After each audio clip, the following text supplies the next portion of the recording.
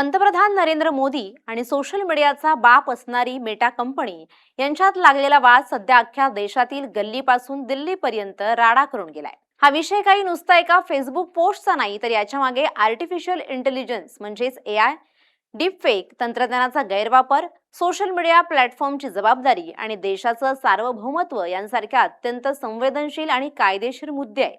मेटाने मोदींचा व्हिडिओ हटवला आणि पोलिसांनी मेटा इंडियाच्या प्रमुख गुन्हा दाखल केला। काय घडलंय? काय आहे मेटा आणि मोदीजींचा वाद?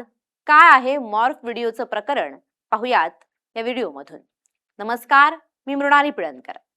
या संपूर्ण विवादाची ठिणगी 23 जुलैला पडली। देशामध्ये नीट परीक्षांच्या पेपरफुटीच्या प्रकरणावरून देशभरात वातावरण तापलं होतं। कॉकरोच जनता पार्टीनं दिल्लीच्या जंतर मंतरवर सिस्टीमच्या विरोधात मोठं आंदोलन केलं। जेनझी मुलांच्या मनातली आग शांत करण्यासाठी आणि सरकार या चोरांना सोडणार नाही हा मेसेज जनतेपर्यंत पोहोचवण्यासाठी पंतप्रधान नरेंद्र मोदींनी स्वतः या मुलांशी थेट संवाद साधण्यासाठी एक रील आणि सेल्फी व्हिडिओ बनवला। हा व्हिडिओ त्यांनी त्यांच्या सोशल मीडिया प्लॅटफॉर्मवर अपलोड केला। या व्हिडिओत पंतप्रधान मोदींनी मुलांना शब्द दिला होता की पेपर फुटायला कारणीभूत असणाऱ्या एका गद्दार गुन्हेगाराला जेलच्या गजाआड केल्याशिवाय सरकार गप्प बसणार नाही। हा व्हिडिओ सोशल मीडियावर वाऱ्यासारखा सुसाट व्हायरल होत होता, पण 28 जुलै 2026च्या पहाटे अचानक पंतप्रधान मोदींच्या फेसबुक पेजवरून तो व्हिडिओ गायब झाला। लोकांनी जेव्हा पेज उघडलं तेव्हा तिथे एक नोटीसचा बोर्ड झळकत होता। त्यावर लिहिलं होतं की कायदेशीर कारणास्तव हा व्हिडिओ या देशात दाखवता येणार नाही।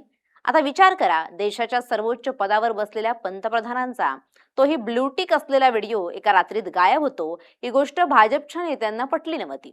हा प्रकार समोर येताच इंटरनेटवर आणि दिल्लीच्या राजकीय वर्तुळात एकच राडा सुरू झाला।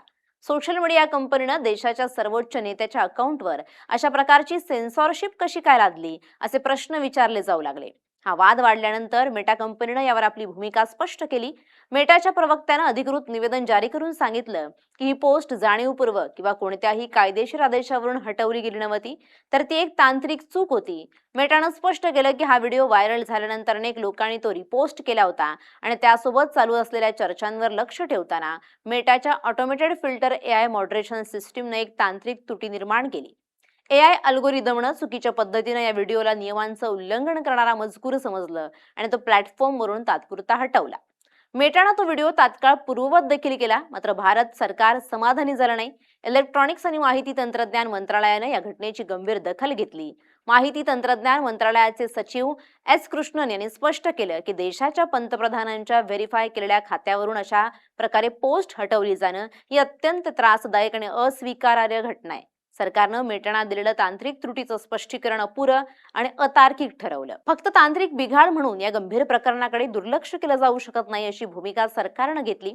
परिणामी केंद्र सरकारनं मेटा आणि इंस्टाग्रामच्या ग्लोबल पब्लिक पॉलिसी प्रमुखांना समन्स बजावून दिल्लीत पाचारण केलं। सरकारने मेटाकडे या संपूर्ण प्रकरणाचा तांत्रिक आणि धोरणात्मक अहवाल मागवलाय। पुढील 7 ते 10 दिवसात मेटाच्या जागतिक वरिष्ठ अधिकाऱ्यांसोबत यावर थेट बैठक होणार आहे। मेटा कंपनी या दिल्लीच्या समन्समुळे आधीच कोपऱ्यात आली असताना 31 जुलै 2026ला या प्रकरणात आणखी एक मोठा ट्विस्ट आला। दिल्लीतील जंतर मंतरवर सुरू असलेल्या विद्यार्थी आंदोलनाच्या आडून काही लोकांनी पंतप्रधान नरेंद्र मोदी यांचे आक्षेपार्ह मॉर्फ केलेले आणि एआय वर बनवलेले डीपफेक व्हिडिओ सोशल मीडियावर व्हायरल केले होते। या प्रकरणी तेलंगणा भाजपच्या सोशल मीडिया विंगनं हैदराबाद सायबर क्राईम पोलिसांकडे अधिकृत तक्रार दाखल केली। या तक्रारीच्या आधारे हैदराबाद पोलिसांनी भारतीय न्याय संहिता आणि माहिती तंत्रज्ञान कायद्याच्या विविध कलमांखाली मेटा इंडियाचे प्रमुख अरुण श्रीनिवास आणि अनेक सोशल मीडिया अकाउंट धारकांवर गुन्हे दाखल केले। पोलिसांनी नोंदवलेल्या एफआयआर नुसार मेटा कंपनी आपल्या प्लॅटफॉर्मवर अशा प्रकारचे बनावट आणि बदनामीकारक डीपफेक व्हिडिओ रोखण्यात अपयशी ठरली आहे। सोशल मीडिया प्लॅटफॉर्म हे केवळ एक माध्यम असल्याचा दावा करून आपल्या जबाबदारीतून मुक्त होऊ शकत नाही, अशी भूमिका पोलिसांनी घेतली। सायबर क्राईम पोलिसांनी मेटाला नोटीस पाठवून या आक्षेपार्ह पोस्ट आणि त्या पसरवणाऱ्या अकाउंट्सची सर्व डिजिटल माहिती आणि पुरावे सुरक्षित ठेवण्याचे आदेश दिले आहेत। या कायदेशीर कारवाईमुळे मेटा इंडियाच्या नेतृत्वासमोर मोठं संकट उभं राहिलंय। या दुहेरी संकटानंतर मेटा कंपनीनं भारत सरकारला एक पत्र लिहून भविष्यात अशा घटना पुन्हा घडू नयेत म्हणून उचललेल्या पावलांची माहिती दिली आहे। मेटाने 28 जुलै 2026 पासून व्हीव्हीआयपी किंवा अतिमहत्वाच्या व्यक्तींच्या खात्यासाठी एक नवीन सुरक्षा नियमावली लागू केली. या नवीन प्रोटोकॉलनुसार यापुढे पंतप्रधान, सरकारी उच्चपदस्थ अधिकारी किंवा इतर जागतिक नेत्यांच्या अधिकृत सोशल मीडिया खात्यांवरील कोणताही मजकूर केवळ एआय किंवा ऑटोमेटेड सिस्टीमच्या आधारे हटवला जाणार नाही. जर एआय यंत्रणेनं अशा खात्यावर काही आक्षेपार्ह आढळल्याचा इशारा दिला तर तो मजकूर हटवण्यापूर्वी मेटाच्या किमान 2 वरिष्ठ मानवी अधिकाऱ्यांकडून त्याची सखोल तपासणी केली जाईल. या अतिरिक्त पडताळणीमुळे तांत्रिक चुकांमुळे होणारं नुकसान टाळता येईल असा विश्वास मेटानं व्यक्त केलाय. यानंतर भारत सरकारनं सोशल मीडिया प्लॅटफॉर्म्सना कडक निर्देश दिले.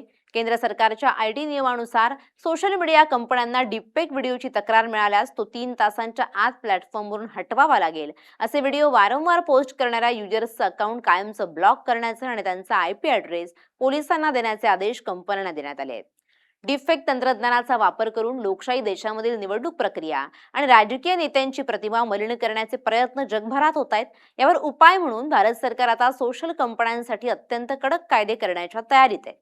आगामी काळात मेटा आणि केंद्र सरकारमधील हा संघर्ष डिजिटल सुरक्षेच्या दृष्टीने एक नवा पायंडा पाडणारा नक्कीच ठरू शकतो. Bureau report, LS Marathi.